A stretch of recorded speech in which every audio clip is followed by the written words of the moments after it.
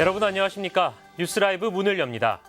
날씨는 완연한 가을이지만 서울 하늘은 온통 뿌였습니다. 나흘째 초미세먼지가 기승을 부리고 있는데요. 외출 시에는 황사 마스크를 꼭 착용하시는 게 좋겠습니다. 내일은 겨울이 시작되는 절기 입동입니다. 목요일에는 비가 내리면서 미세먼지가 차츰 해소될 전망입니다. 11월 6일 뉴스라이브 지금부터 시작합니다. 오늘의 헤드라인입니다. 도로 확장 공사가 한창인 세곡동 밤고갯길. 일부 구간의 자전거 도로가 기준폭에 못 미친다는 지적이 제기됐습니다. 중구가 공사 현장에 다양한 갈등에 대한 해결 체계를 마련합니다. 현장 민원실 설치도 의무화하기로 했습니다. 10년 전 동통폐합이 진행된 마포구 서교동과 공덕동이 최근 행정 여건의 변화를 이유로 다시 분동이 논의되고 있습니다. 성동구에서 대학생 기숙사 건립을 두고 마찰을 빚고 있습니다. 주민과 임대사업자들의 반대로 사업은 난항을 겪고 있습니다.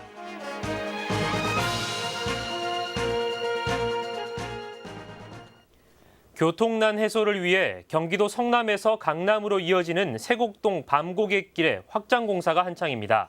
동시에 보도와 자전거 도로 공사도 이뤄지고 있는데요. 그런데 자전거 도로가 기준폭에 미치지 못하거나 끊어진 구간이 있어 확장 요구가 나오고 있습니다. 지혁배 기자입니다. 보행자 안전을 위한 보도 공사가 진행되고 있습니다. 여기엔 자전거 도로가 함께 놓입니다. 기준폭은 1.5m 이상. 하지만 중간중간 마련된 버스 정류장 구간에선 사실상 단절돼 있습니다. 공사를 마친 수서역 인근 통행로. 사람과 자전거가 함께 다닐 수 있다는 표지판이 세워져 있지만 사실상 유명무실합니다. 가뜩이나 폭도 좁은 데다 누군가 도로 난간에 무단으로 세워둔 자전거. 중간에 콘크리트 돌출물까지 있어 위험하기까지 합니다. 횡단보도에 있으면 사람 서 있으면은 못 지나가지 내가. 그래서 이제 서서 머뭇거리다가 지나가고.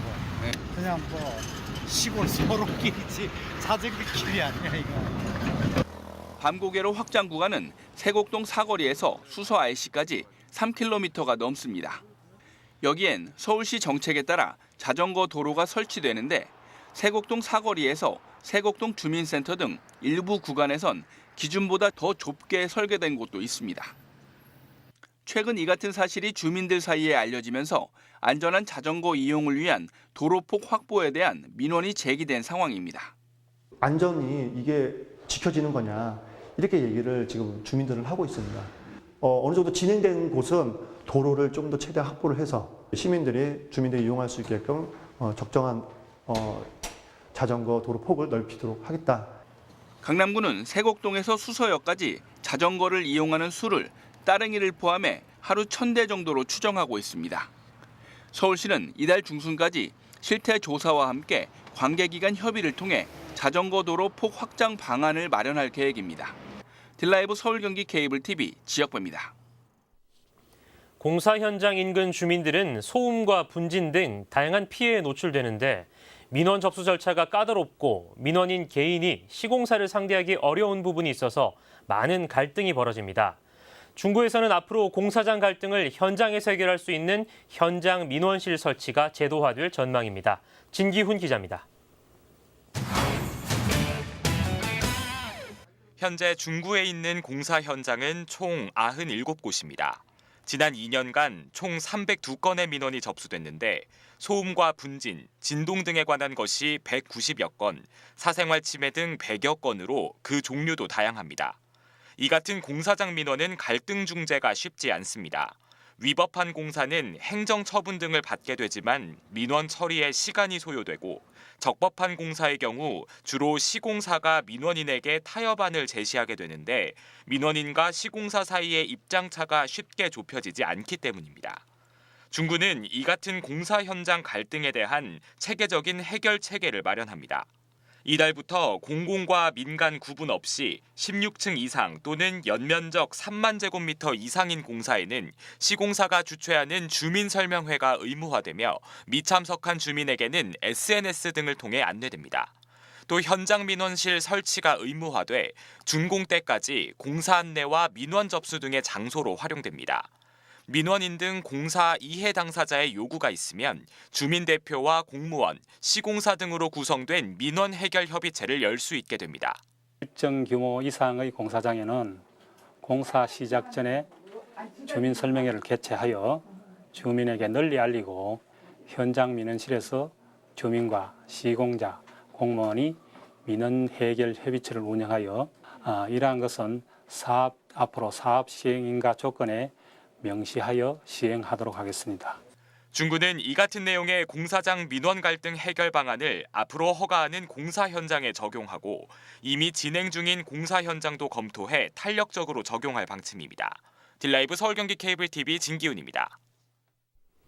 강동경찰서가 지난 5일 이정훈 강동구청장에 대해 선거법 위반 혐의로 구속영장을 신청했습니다.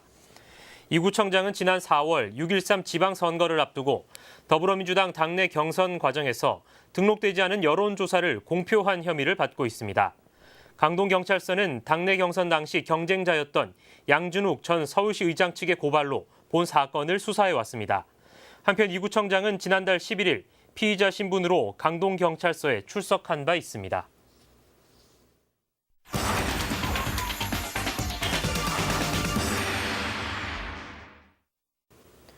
행정 슬림화를 목표로 추진됐던 동통폐합 기억하십니까?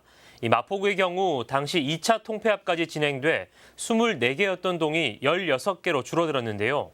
이 중 일부 동에서 다시 분동이 논의되고 있습니다.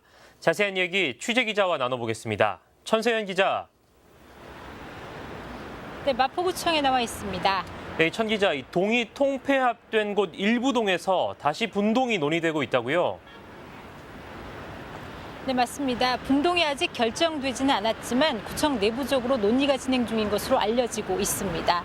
2008년 2차 통폐합이 진행됐던 서교동과 공덕동인데요. 이 두 개 동에서 논의가 진행 중에 있습니다. 서교동은 당시 동교동과 노고산동 일부가 서교동으로 흡수됐었고요. 공덕동은 신공덕동과 아현동의 일부가 공덕동으로 통합이 됐었습니다. 이 두 지역에서는 동 통폐합이 진행된 지 10년 만에 다시 분동이 논의되고 있는 겁니다. 네, 당시에도 어렵게 동통폐합을 진행했을 텐데 이 분동을 다시 추진하는 이유는 뭡니까? 네, 마포구는 행정 여건의 변화 때문이다라고 말하고 있습니다. 동의 기능이 과거와는 많이 달라졌다는 건데요. 쉽게 말해 수년 전에는 동 주민센터가 민원 서류를 떼어준다거나 구청에 정보를 전달하는 데 그치면서 그 지역에 인구가 많거나 혹은 면적이 넓어도 커버가 가능했는데 지금은 찾아가는 동 주민센터라든지 방문 서비스 등이 강화되면서 행정 서비스의 영역이 늘었다는 겁니다. 이런 측면으로 봤을 때 서교동과 공덕동은 면적도 크고 거주하는 주민들도 많아 그 역할을 제대로 하고 있지 못하다고 판단을 하고 있는 것으로 분석되고 있습니다. 일례로 공덕동은 인구가 4만 정도 되는데요. 10,000명 정도인 연미동과 대흥동의 4배 가까운 수치고요. 서교동 역시 2배 이상입니다. 네, 천 기자. 그런데 이 분동에 대한 행정안전부 규정이나 이 지침 같은 건 어떻게 마련되어 있습니까? 네, 별다른 지침은 없습니다. 다만 지방자치단체의 조례로 제정할 수 있게 돼 있습니다. 네. 실태 조사를 하고 기본 계획을 수립한 뒤 조례를 세우면 동을 만들 수 있는 구조입니다. 마포구는 이 같은 해석을 행안부를 통해 이미 받아둔 상태라고 밝혔습니다. 네, 그렇군요. 이 마포구 내부적으로 아직 결정은 되지 않았지만 이 추진은 되고 있는 상태입니다. 이 앞으로의 계획은 어떻게 됩니까? 네, 마포구는 이미 서교동과 공덕동 등 2개 지역에서 분동이 가능한지 할 수 있는지 필요한지 여부를 가늠할 수 있는 연구 용역을 의뢰한 상태입니다. 결과는 12월 중순쯤 나올 예정입니다. 또 관련해 구는 이달 중으로 2개 지역에서 주민 설명회를 진행할 계획입니다. 분동에 관해 주민들의 의견은 어떤지 충분히 들은 후 다음 달 구청의 최종 입장을 밝히겠다는 계획입니다. 한편 마포구는 지난 2006년 행정 슬림화를 목표로 동 통폐합을 추진했습니다. 당초 24개 동에서 2007년 4개 동으로 줄였고요. 또다시 2008년 4개 동을 다시 줄이면서 현재는 16개 동으로 운영이 되고 있는 상태입니다. 지금까지 마포구청에서 전해드렸습니다. 네, 천세연 기자 잘 들었습니다. 이 행정 슬림화를 위한 동 통폐합이든 이 여건 변화에 따른 분동이든 이 일련의 여러 과정에서 결국 행정 서비스의 중심에 주민이 있다는 것을 놓치지 말아야 할 것 같습니다. 마포구 연결해봤습니다.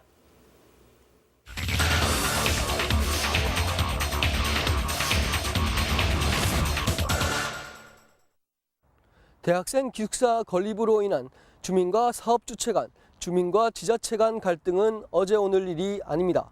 성동구 응봉기숙사 역시 예외는 아닌데요. 주민과 임대 사업자들의 극렬한 반대에 부딪히며 사업은 난항을 겪고 있습니다. 와디슈 이번 시간에는 기숙사 건립 논란에 대해서 짚어보겠습니다.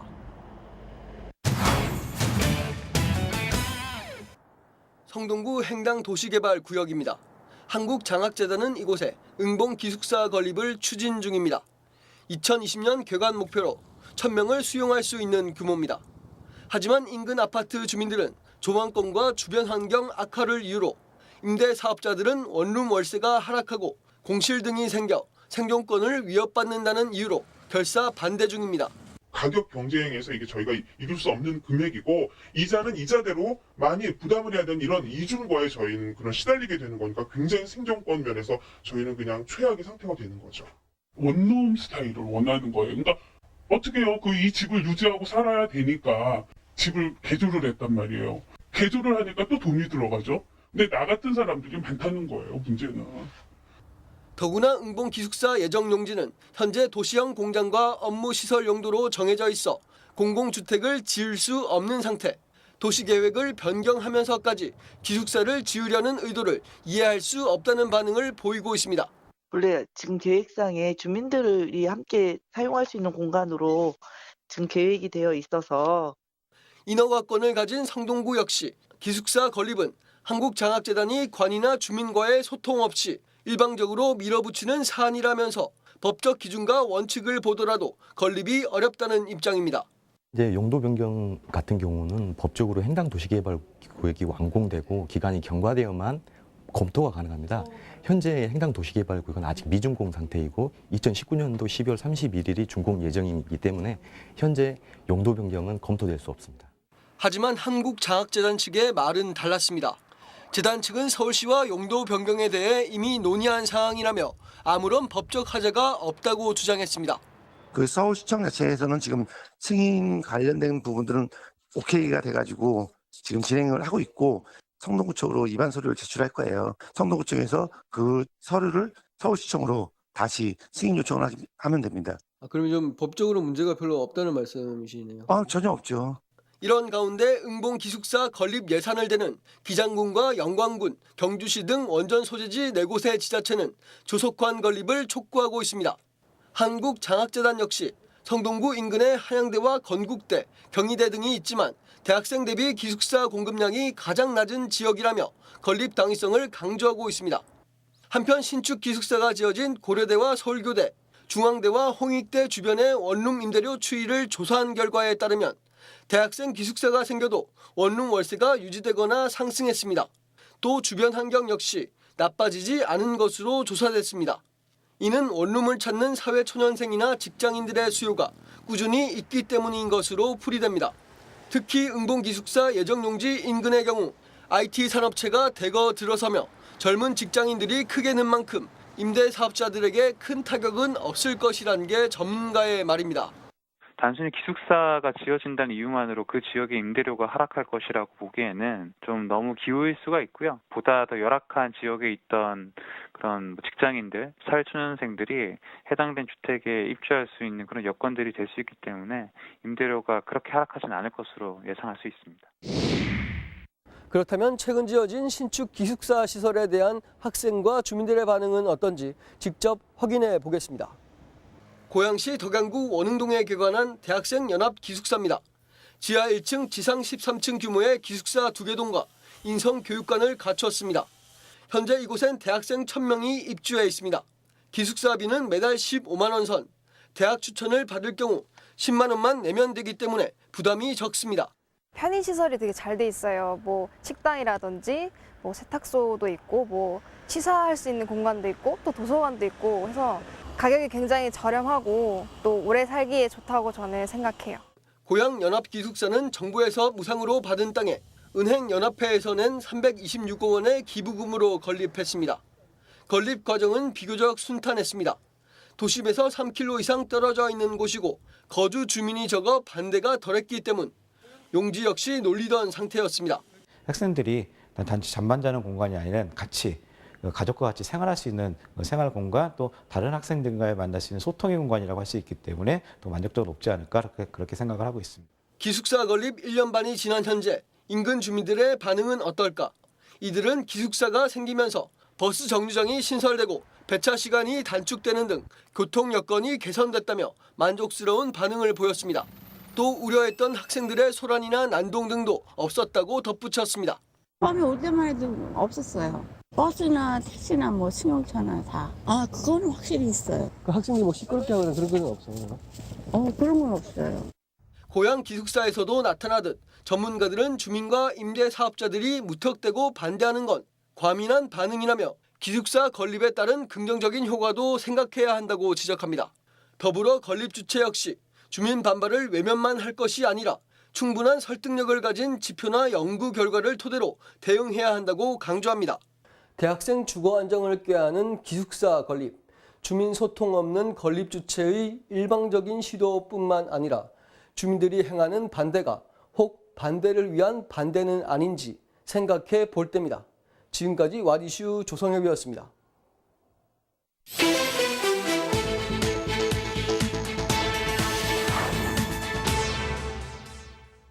어제 새벽 6시쯤 도동의 한 주유소 앞에서 마을버스와 자전거가 충돌하는 사고가 났습니다.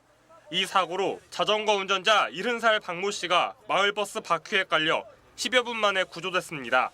구조대는 정확한 사고 원인을 조사 중입니다. 어제 오후 6시쯤 영등포구 국회의사당 앞 도로에서 화재가 발생했습니다.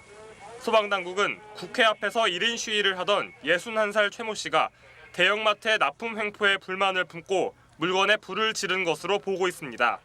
뉴스라이브 사건 사고였습니다.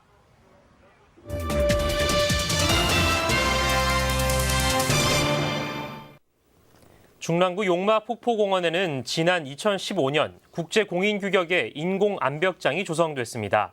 국가대표 선수들의 연습장인 동시에 동호회를 비롯한 많은 사람들이 찾는 명소로 자리 잡고 있는데요.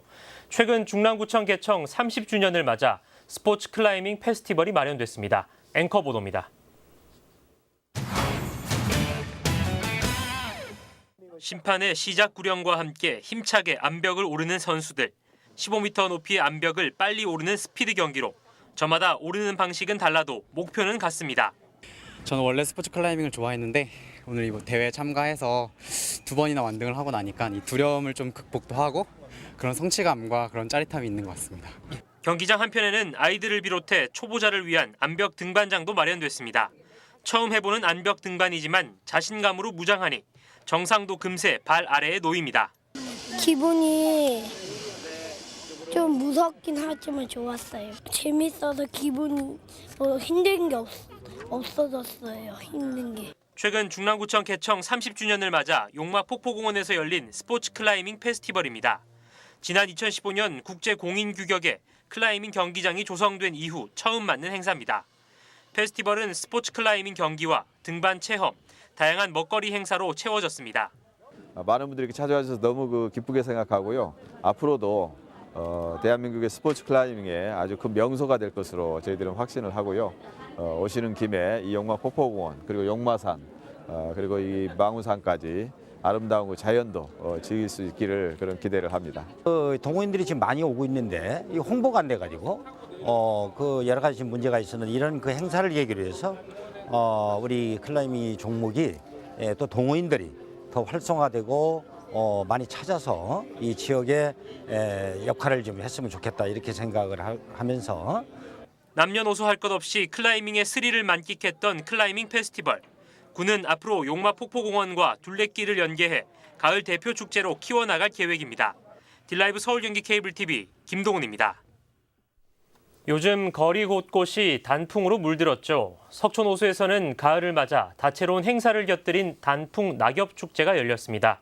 현장에 태윤형 기자가 다녀왔습니다. 석촌호수 일대가 노랗고 빨간 단풍으로 물들었습니다. 바람이 불 때마다 화려하게 물든 단풍이 물결칩니다. 관광객들을 한데 모여 가을의 정취를 카메라에 담아봅니다. 노랗게 빨갛게 물든 이 가을 풍경 보니까 석촌호수랑 너무 잘 어울리고 너무 예쁘고 기분이 좋네요. 여름 끝나고 바로 겨울 오는 것 같았는데 날씨가 추워서 근데 오늘 날도 풀리고 단풍도 많이 예쁘게 펴서 가을 같은 느낌이 들어요. 거리거리에는 송파구의 아름다운 가을 나날들이 액자 속에 담겼습니다. 페이스 페인팅과 단풍 문양 비누 만들기 등 다양한 체험 행사도 마련됐습니다. 석촌호수에서 열린 단풍 낙엽 축제입니다. 이렇게 물건도 살 수 있는 것도 많았고요. 페이스 페인팅이나 뭐 이런 체험할 수 있는 아이들 체험할 수 있는 것도 있어서 너무 좋았습니다. 각종 공연들은 즐거움을 더했고 오색찬란한 LED 하트 터널은 가을밤 연인들의 명소가 됐습니다. 석촌호수는 봄의 벚꽃 축제로 870만의 인파가 몰릴 만큼 송파의 핫플레이스로 자리매김하면서 국내외 관광객도 유치하고 또 지역 경제도 활성화시키는 역할을 하고 있습니다. 봄날 벚꽃에 이어 가을 옷으로 갈아입은 석촌호수. 이틀간의 축제는 마무리됐지만 울긋불긋 가을빛의 향연은 이번 주까지 계속됩니다. 딜라이브 서울 경기 케이블 TV 태인영입니다.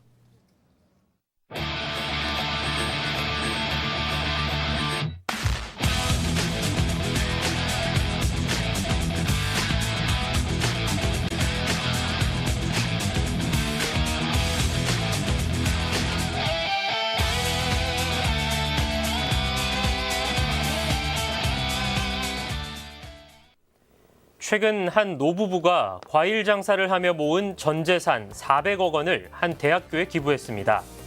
어려운 학생들이 공부하는 데 힘이 되고 훌륭한 인재를 길러내는 데 소중하게 쓰이길 바란다는 말을 전했다고 하는데요. 오늘 전해드린 대학생 기숙사 건립에 관한 이슈에도 분명 던지는 메시지가 있어 보입니다. 일방적 추진이라고 핀잔을 받는 사업 주체든 무턱댄 반대라고 공감을 얻지 못하는 주민들이든 모두에게 결국 소통이 필요한 것은 아닐까요? 뉴스라이브 마칩니다. 시청해 주셔서 고맙습니다.